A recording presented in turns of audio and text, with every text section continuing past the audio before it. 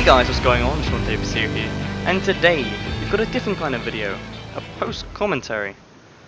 Although I've done a post-commentary before, I'll be honest, it was pretty awful, and it was just a test to see how many views I could get out of it, since, you know, I knew class maining was a popular topic which people were interested in.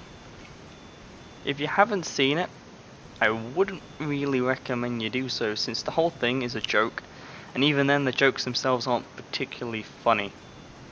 So that brings us to this video. You may be wondering what I mean by the title, then versus now. What I mean by that is how different it was playing 4 years ago compared to how it is playing now, and it really has changed a lot. A lot would argue that change has been for the worse, but that's a topic for another day. This video is purely about how it felt playing, and less so about the balance of weapons and so on. So let's start from the beginning. I had briefly known about TF2 from seeing a few images of it and small bits of gameplay. At the time, I was more or less playing Minecraft every day, and since TF2 was free to play, I figured I would give it a try. I was pretty eager to play the Scout, because for some reason I really wanted to use the bat. Yeah, the bat. And I don't think it's just me who loved it at first either, because I've seen multiple free to plays swinging it around and trying to get kills with it. I quickly learned that melee was not the most efficient way to take down an enemy in any given situation though. I remember playing the same few maps constantly, and thinking back to it, all of them were pretty much capture the flag maps. I mainly played Sawmill, Turbine and Double Cross. Surprisingly, I never used to play Two Fort, and that's a thing that hasn't really changed too much. However, nowadays I really play Sawmill and Double Cross, which may be partially due to casual matchmaking and the small amount of people who want to play on either of those maps. As for Turbine, I just avoid it as much as I can since I used to play it too much, which has led to me getting really sick of it. I never played on too many community servers, but the one maps I always loved playing on for hours was the Trade Mega or Trade Plaza map, whatever it's called. I could play on that server for hours without getting bored, and looking back, I'm not entirely sure why. Although, TF2 has always been one of those games where you can have a lot of fun without actually playing the objective, which is one of the things I've always loved about it. My outlook on the weapons in TF2 is something that has massively changed. I'm pretty sure it was the same for everyone who first played the game. When I first found a new weapon, it was the greatest feeling, even though I didn't really do anything to earn it. I remember finding the sun and the stick. I also remember getting really excited over it and using it a lot. Reason being, of course, I thought it was better than the bat, and that is a common misunderstanding amongst all new players.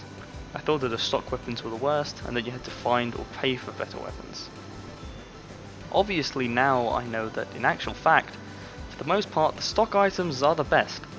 Although it depends on playstyle, they tend to be the most reliable, but that's up to you to decide for yourself. I remember playing on Double Cross one night, when I found the hat that embodies the spirit of a free-to-play. That's right, the Ghastly Gibbous. Or the Ghostly Gibbous. I can't actually remember. I also remember finding the Pyrovision goggles in the same night, but I'll be honest, I've never really liked them. I guess I've always just found the laughing and positivity from killing someone a little off-putting and strange. It didn't take me very long to become a premium player. I remember the 4 things I bought when I first paid. The Bonk Helm, the Track Terrorizer, the Bonk Boy, and the Force of Nature. That was a loadout I stuck to for quite a while until I eventually switched it up for other stuff. The last thing I remember being a lot different is the achievements. I'm sure this is the same for a lot of people. I remember getting really excited over the sound effect it would play when you get an achievement, and it's just something that you don't really get after playing for a while. I've gotten about 90% or so of the achievements. The few I haven't got are mostly from the game mode, the pastime game mode, which I've never really had a proper incentive to play.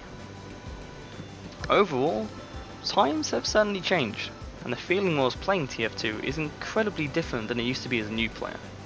That sense of mystery and achievement has faded with time, however the fun and excitement I get out of it is definitely still there. That's about all I wanted to say.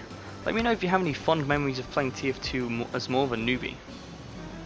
Hopefully this was a better post-commentary if you didn't like my last one. I'm trying to, work on my post-commentary stuff and actually prepare stuff beforehand instead of trying to think of corny jokes on the spot. Anyway, thanks for watching. If you like the video, please do consider rating and maybe even subscribing for more. With all that said, I'll see you in the next video. Goodbye.